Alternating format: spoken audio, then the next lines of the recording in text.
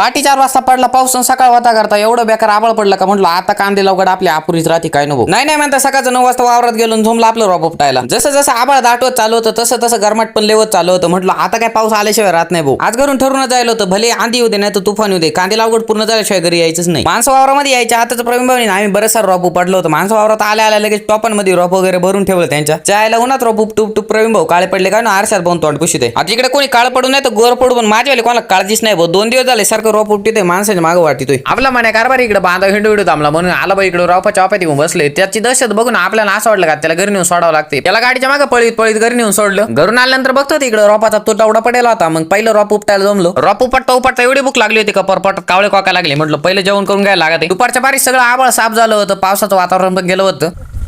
जमनच तसा आलाय दादा म्हाताऱ्यांचा लय वर पाय